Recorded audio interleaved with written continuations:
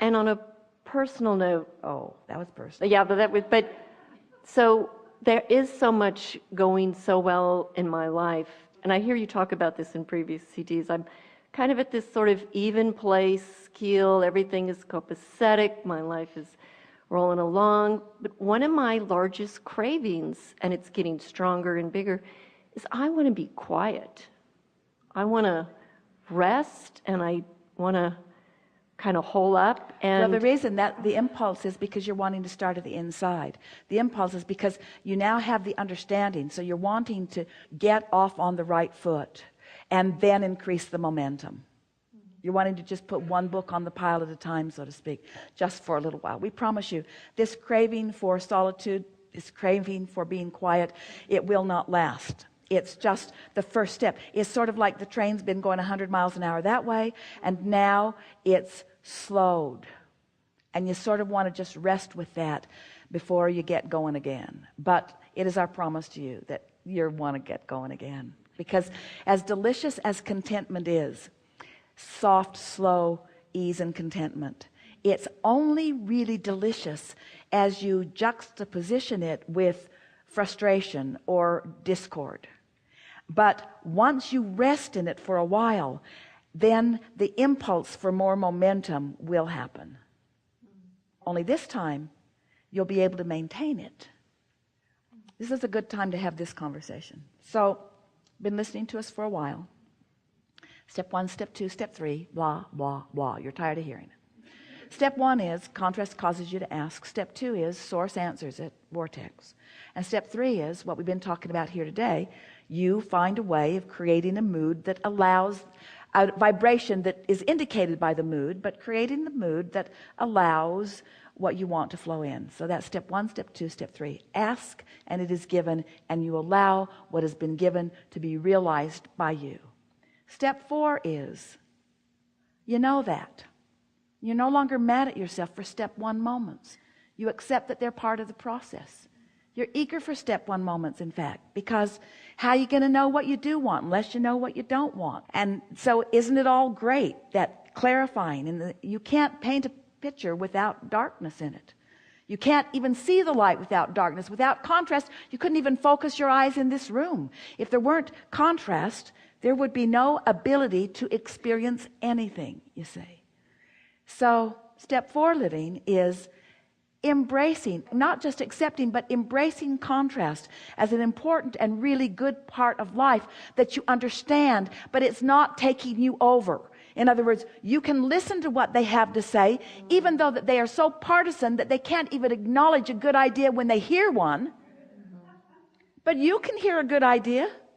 You don't have to be partisan.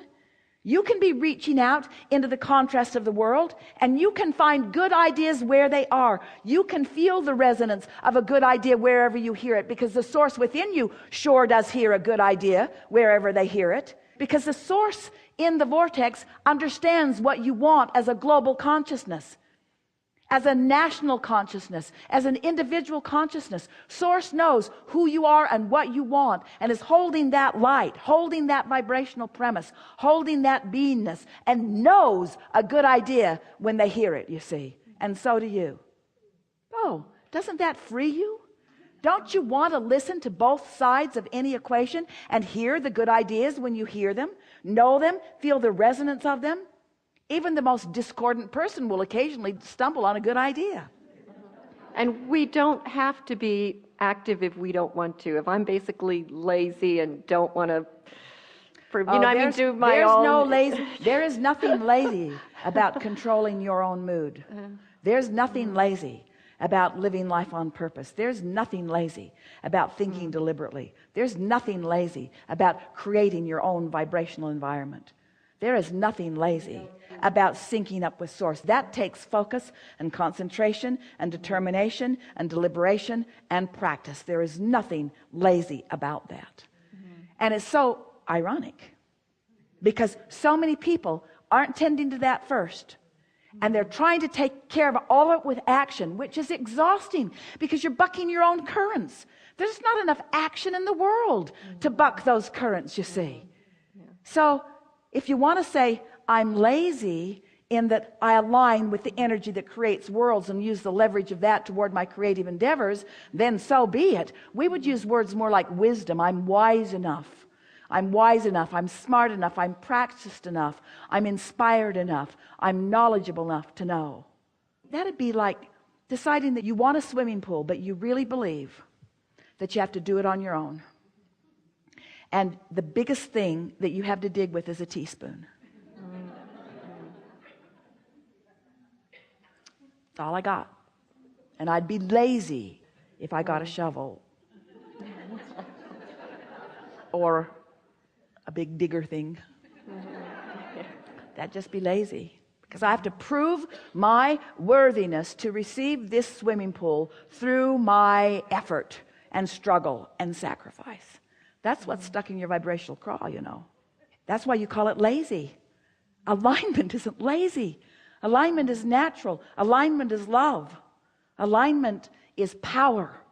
Alignment is clarity. Alignment is leverage, leverage, leverage, leverage. One who's connected to the stream is more powerful than millions who are not.